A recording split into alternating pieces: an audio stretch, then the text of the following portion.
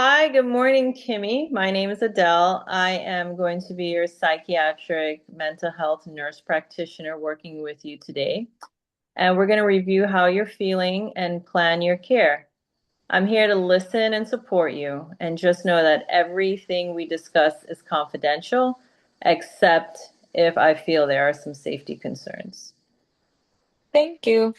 I'm scared but relieved that somebody's here. I feel so ashamed about how I ended up here, but I know I can't stop drinking anymore on my own. It's been overwhelming trying to hide everything from my daughters while my marriage is falling apart, and I just want to feel safe and like myself again. Understood. So before we start, what matters most to you right now? And then what would you like us to focus on today? What matters most is keeping my daughters safe and stopping the drinking. I want to get control now. Okay. So tell me, in your own words, what led up to you being brought in and how your drinking has changed over time? I've been drinking more over the last 2 years. The last binge happened after I found out my husband was having an affair. I drank until I passed out, and I usually drink after the girls go to bed alone. Okay. How has your mood, anxiety, sleep, and concentration been lately? I feel pretty depressed and anxious most days. I can't sleep, my appetite's down, and my head feels foggy. I get panic spells when I think about the affair. I see. Have you had any similar problems before and needing therapy or hospitalizations or even medication? I had therapy in my 20s, but no psych hospital stays ever. I take Valium as needed for anxiety and sometimes melatonin for sleep. I don't have any chronic medical illnesses, or I've had two C-sections years ago. Right. Okay. Okay. So that would be so your you don't have anything chronic medically and two C-sections for your daughters 2 years ago. Okay. Thank you. So tell me about your early life and family. Any trauma or family mental health or substance abuse history that you know of? My dad had many affairs and was pretty abusive growing up. My mom drank, and I believe she had PTSD, but she's been sober for 30 years now. Growing up was pretty tense, so I learned to be perfect and invisible. Okay. Who supports you now? What's your meaning financial? What's your work history? And also, do you have any type of spiritual life that you practice? I'm married to a surgeon, and so he supports me financially. I have two daughters. They're 20 and 18 years old. I used to be an ER nurse for 4 years, and then I stayed home. Um, my social circle feels pretty plastic, like I don't fit in with the women. I started going to church sometimes when I'm sad. I see. Okay. Have you had thoughts of harming yourself or others? Any safety concerns at home? No plans or intent to hurt myself. I am scared of what I might do if I drink again, though. I don't want to be alone with the temptation. I see. Okay. So, how about we do this? Walk me through a typical week. How much and how often do you drink? And do you feel any withdrawal symptoms when you stop? So I drink most nights, 6 to 10 drinks on heavy days, and when I binge up to 15 to 25. I've had tremors, sweating, sometimes insomnia when I tried to stop or cut down. And I had an ER visit a few years ago, so I take Valium sometimes. Okay, thank you for that. Well, just based on what you said, you appear to be your stated age. Your hygiene, overall hygiene is good. You do seem sad and anxious and a little reserved. Um, you are alert and oriented, and you are a little bit slow in your cognition. I had fuzzy, but I'm not clear about what happened. Yes, so that can indicate what the nursing was what reflected in the nursing charts that I read, which is what we call a CIWA, CIWA, which is an assessment of alcohol withdrawal. And your level was 18, which indicates to me that you're experiencing moderate withdrawal symptoms when you came in. When did you last drink and take Valium last? So I drank most of yesterday, and I last took Valium 2 nights ago. Okay. So just to share with you, based on what I'm hearing and you're sharing with me, your diagnoses that we're going to work with is going to be severe alcohol use disorder, provisional, because we still have to investigate that, major depressive disorder with some general anxiety and panic. We'll also assess for PTSD, as you know, based on what you said about your mom, post-traumatic stress syndrome, and also alcohol induced conditions as you stabilize. That sounds right to me.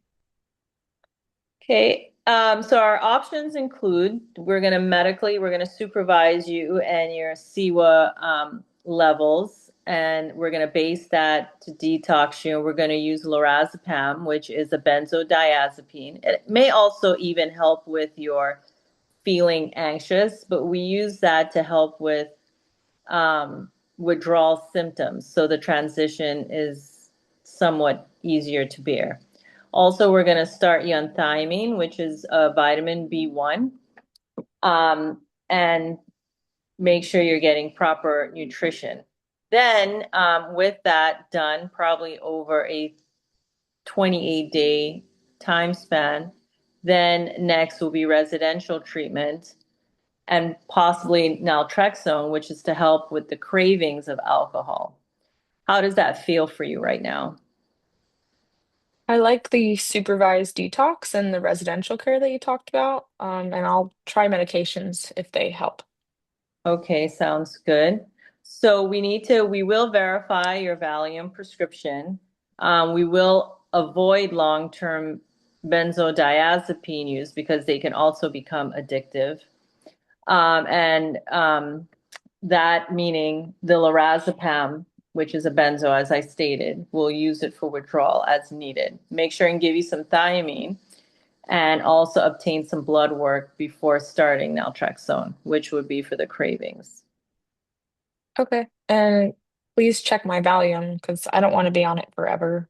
Right, I could understand that. So while you're inpatient, we'll do cognitive behavioral therapy based relapse prevention. We'll try grounding and distress tolerance for trauma. Formal trauma processing will probably have to wait until you're more stable. Our initial focus is on stabilizing your acute psychiatric symptoms like your anxiety and depression while avoiding unintentional dependence, as I said before, with the benzodiazepines. Also, we'll engage in some motivational interviewing to enhance your readiness for treatment and utilize some brief CBT informed sessions to identify triggers, specifically your husband's affair and associated shame, while developing concrete coping strategies and urge management techniques. Trauma informed stabilization will include stress tolerance and shame resilience strategies, which I think will work very well for you. However, we want to make sure you're medically and emotional stable before we dive any deeper into specific therapies to help process the trauma. How does that sound for you? I definitely want tools to handle the shame and urges. Okay, I understand. And how would you like any family education? We can involve your husband or daughters with your consent and at your pace so you can have control over it. I would be open to an education session later, but for right now, I'm not ready for couples therapy just yet. Understood. Along with what I just stated regarding therapy modalities, definitely some blood work is going to be needed to make sure you're medically stable. And what that would look like is a complete blood count. Make sure you're not having any infections and you're not anemic. We're going to do a comprehensive metabolic profile. That's going to look at your liver functions, your sugar levels, your kidney functions. And we're also going to rule out any type of sexually transmitted infections, hepatitis, and HIV. We're going to continue with the CWA every 4 hours. We're going to consult an addiction medicine specialist and arrange for case management so they can start working on residential placement. Psychiatry and addiction follow will be scheduled within 42 to 72 hours after discharge. But while you're here an inpatient, you will see a medical provider every day while you're on detox taper. Then after that, you'll see a medical person probably every 4 days. Do you understand that? Mhm. Yep, thank you. And please try to get me into residential if you can. Definitely. So we'll also create a safety plan, which would look like removal of alcohol from home, identify who to call when urges strike, avoid being alone, and provide crisis numbers. Would you agree to that? Yes, I don't want to go home alone yet. All right, to summarize, you're going to get the medically supervised detox with CWA monitoring. You're going to get thiamine and your blood work. We're going to verify your Valium prescriptions and what you were on. And then we will make sure and start working on residential referral and therapy. Can you tell me what you understand and what you'll do next? Okay, so I understand. I'll engage in the detox, let you verify my medications, and then I agree to the residential treatment. Very good. And I will conduct and pass this on because you're going to be under a team of providers, including nursing, and we will make sure that the detox protocol is carried through, your blood work is done, your addiction medicine consult, case management for residential placement, and family education, pending when you're ready for that. Okay, thank you. I finally feel like someone has seen and listened to me. Oh, it's my pleasure, and we will get through this together. Thank you.